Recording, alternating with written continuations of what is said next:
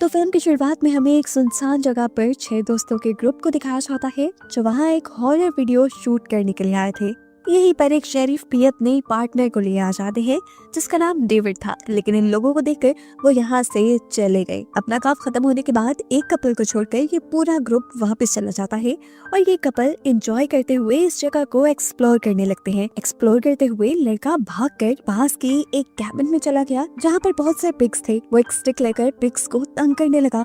Pigs ने तंग होकर शोर मचा दिया और इतनी ही देर में यहाँ पर एक आदमी आ गया पिग्स की आवाज निकालते हुए। इससे पहले कि ये लोग पीछे मुड़कर उस आदमी पर ध्यान देते, वो आदमी अपने हाथ में पकड़े हुए बहुत बड़े से कटर को घुमाता है और इस लड़के का सर धड़ से अलग कर देता है। वो लड़की जो पास खड़ी थी वो डर से चिल्लाने लगी और अंदर की तरफ भाग गई, जबकि दूसरा आदमी अपना चाकू गोल गोल घुमाते हुए लड़की की तरफ बढ़ता रहा और आखिर फिर उसने लड़के का भी गला काट के उसे मार दिया। मालूम होता है कि ये आदमी जिसने अभी 2 मर्डर किए हैं, ये लेस्टर नामी एक बूढ़े इंसान का बेटा है जो पिग्स का ये स्लॉटर हाउस चलाता था।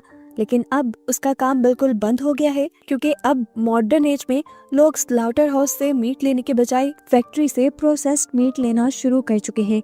लेस्टर ने अपने काम में कोई भी अपग्रेडेशन नहीं की, इसलिए उसका ये स्लॉटर हाउस बिल्कुल बंद हो गया, जबकि उसकी जगह टॉम जो कि उसका कॉम्पिटिटर है, उसकी मीट फैक्ट्रीज आजकल शहर में अरूज पर थी और वो अब लेस्टर की भी प्रॉपर्टी लेना चाहता था। पता चला है कि टॉम लेस्टर के ही अंडर पहले काम किया करता था, लेकिन फिर उसने अपनी मीट फैक्ट्री लगा ली और मॉडर्न तरीके इंट्रोड्यूस करवाए, जिसकी वजह से आज वो बहुत कामयाब था। लेस्टर का ये बेटा बडी, इसे हमेशा लेस्टर ने अपने स्लॉटर हाउस में पिग्स के साथ रखा था, इसीलिए वो अब नॉर्मल रहा ही नहीं था। वो पिग्स जैसी ही हरकतें करता था, यहाँ तक कि वो बोलता भी पिग्स जैसा ही था। उसने अभी भी जो 2 मर्डर भी किए थे वो भी इसीलिए कर दिए थे क्योंकि वो दोनों उसके पिग्स को परेशान कर रहे थे। अपने पिग्स के आगे उसे किसी चीज की अकल समझ नहीं है। फिर सुबह होने पर दिखाया जाता है कि लेस्टर का कंपेटिटर टॉम लेस्टर के ही एक दोस्त के साथ एक शेरिफ को लेकर उसकी प्रॉपर्टी में आया है ताकि वो लेस्टर को उसकी प्रॉपर्टी बेचने में फोर्स कर सके। लेस्टर का ये दोस्त जो अभी टॉम के साथ आया था, उसी दोस्त ने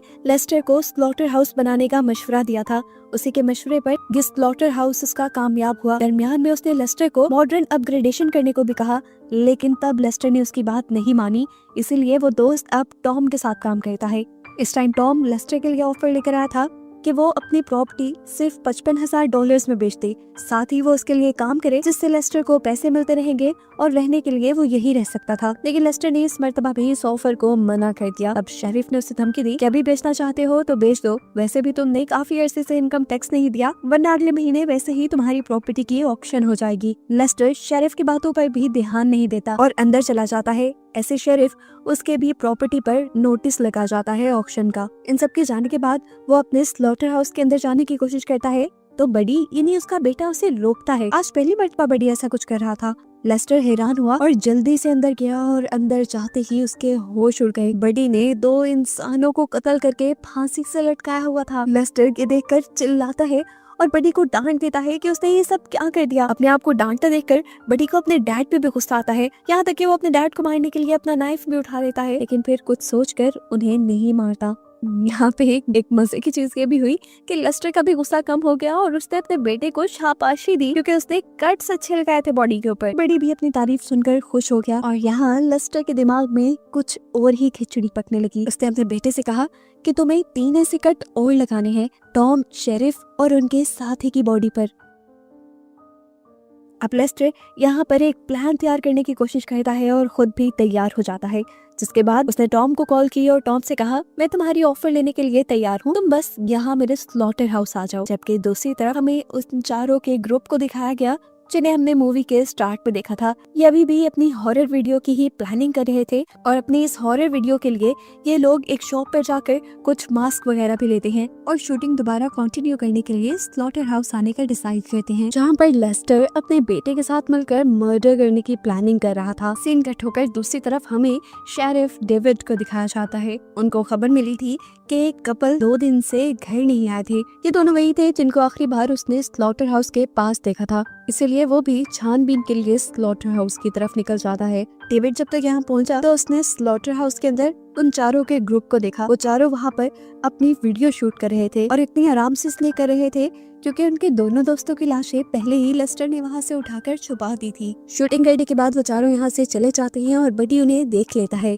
जबकि लेस्टर दोबारा टॉम और अपने पूरे ग्रुप को कॉल मिलाता है कि तुम जल्दी मिलने आ जाओ, मैं ऑफर एक्सेप्ट करने के लिए तैयार हूँ। यहाँ डेव जो इन्वेस्टिगेशन करने के लिए स्लॉटर हाउस के अंदर चला गया था, डेविड को कहीं से खून टपकता हुआ दिखाई दिया। उसने जब ऊपर देखा तो ऊपर एक मरी हुई बिल्ली को लटकाया गया था। असल में ये भी बडी के पिग्स को तंग कर रही थी, इसीलिए बडी ने उसको भी मार कर लटका दिया। जो भी उसके पिग्स को तंग करता है वो उनका यही हाल करता है। इसे डर था कि यहीं पर ही वो कातिल होगा जिसने उस कपल को मारा होगा। वो अपनी गन ताने आगे की तरफ चल रहा था कि अचानक किसी ने कटर चलाया और उसका गन वाला हाथ ही काट डाला। ये भी कोई और नहीं बल्कि बडी ही था। हाथ के कटते ही बहुत ज्यादा ब्लीडिंग हुई और डेविड मौके पर ही मर गया। डेविड को मारते ही बडी अपने डैड को ये लेस्टर को बुला कर लाया, जो एक और मर्डर होने पे थोड़ा टेंशन में तो आया, लेकिन उसने बडी को ये नहीं कहा। उसने बडी को इस मर्तबा भी शाबाशी ही दी। अब थोड़ी देर बाद फाइनली यहाँ पर लेस्टर और टॉम का कॉमन फ्रेंड आ गया, जो डील के बारे में ही बात करना चाहता था। लेस्टर बेताबी से उसका इंतजार कर रहा था। उसके लिए तो इन लोगों ने डेकोरेशन भी की थी। पूरे स्लॉटर हाउस में मरे हुए इंसानों की लाशें लटकाई हुई थी, जिन्हें देखकर वो भी बेचारा डर गया और शॉक रह गया।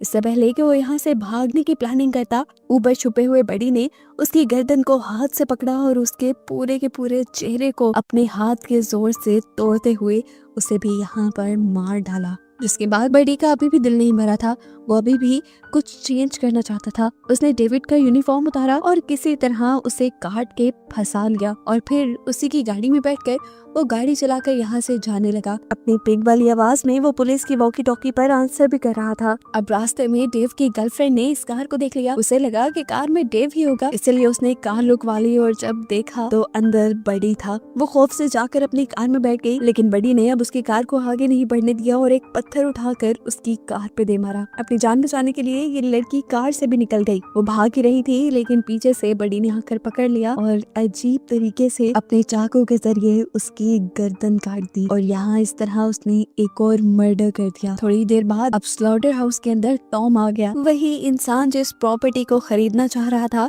और जिस पर लेस्टर को सबसे ज्यादा गुस्सा था। तो अब सबसे भयानक मौत तो उसी की बनती थी, इसीलिए बडी ने उसे ग्राइंडिंग मशीन के अंदर डाल दिया और आहिस्ता आहिस्ता उसकी बॉडी का कीमा बन गया। अब सीन कट होकर हमें क्लब में उन चारों के ग्रुप को दिखाया जाता है, जो बार बार इस स्लॉटर हाउस में अपनी हॉरर वीडियो शूट करने के लिए आते हैं। वो क्लब में पार्टी कर रहे थे कि अचानक क्लब की लाइट चली गई, क्योंकि यहाँ पर एक बहुत ही खौफनाक तूफान आया था। बिजली का कड़कना इस तूफान को और भी ज्यादा भयानक बना रहा था। तो इन्होंने प्लान किया कि ये लोग दोबारा स्लॉटर हाउस जाएंगे अपनी शूटिंग के लिए, क्योंकि इससे ज्यादा खतरनाक माहौल और कोई हो ही नहीं सकता। बातों ही बातों में इनकी शर्त लग गई कि सैली एक घंटे तक अकेले स्लॉटर हाउस में रुकेगी, क्योंकि उसे थोड़ा डर जो लगता था।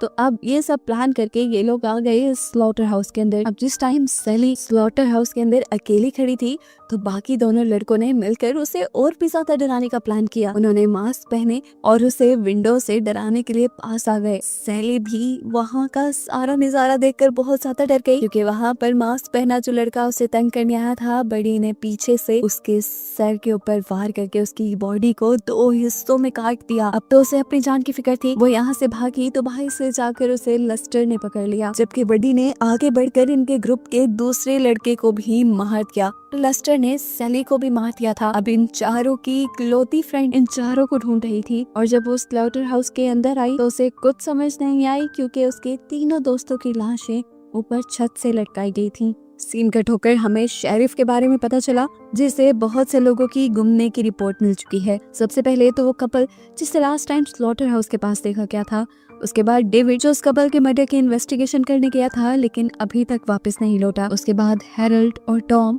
ऐसे में सारा का सारा शक शेरिफ का लेस्टर के ऊपर ही जा रहा था, इसीलिए वो भी इन्वेस्टिगेशन करने के लिए स्लॉटर हाउस जाता है और जाने से पहले वो अपने लिए बैकअप पुलिस की भी रिक्वेस्ट कर लेता है। यहाँ स्लॉटर हाउस के अंदर दिखाया गया कि ये लोग आखिरी बची हुई लड़की को टॉर्चर कर रहे थे क्योंकि वो शेरिफ की बेटी थी। अब इससे पहले कि ये लोग इस लड़की को भी मार देते, पीछे से आकर शेरिफ आवाज कर देता है। जैसे ही इनका ध्यान भटकता है तो वो लड़की भागने में कामयाब हो जाती है। अब उसे पकड़ने के लिए बड़ी उसके पीछे भागता है, लेकिन तभी शेरिफ गोली चला देता है, जिससे डरकर बड़ी वापस भाग गया। ये लोग अब भागकर उस जगह पर आ गए जहाँ पे इन्होंने पिग्स को बांधा हुआ था। शेरिफ अपनी बेटी को अपना प्लान बताता है कि तुम यहाँ से भाग जाओ, इतने में मैं इन दोनों को हैंडल करता हूँ, तब तक बैकअप पुलिस पे आ जाएगी। अभी ये प्लान बनाकर फ्री हुए थे कि पीछे से लेस्टर ने आकर शेरिफ के पेट में ही स्टैब कर दिया। अब इससे पहले कि वो इस लड़की के ऊपर भी हमला कर देता, वो लड़की यहाँ पर अपने डैड की गन उठाकर उसे ही शूट कर देती है।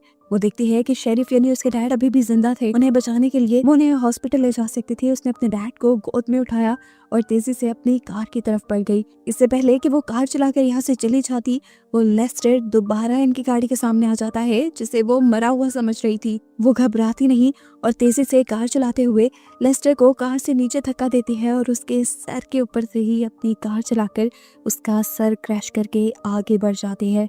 इन्हें अब लग रहा था कि ये लोग बच जाएंगे, लेकिन इनका ये वहम था, क्योंकि बड़ी जिसके ऊपर अभी तक इन्होंने ध्यान ही नहीं दिया था, वो इनकी कार के अंदर ही छुपा हुआ था, जो अपने चाकू से इस लड़की को मारकर यहाँ खत्म कर देता है और मूवी भी इसी पॉइंट पर खत्म हो जाती है।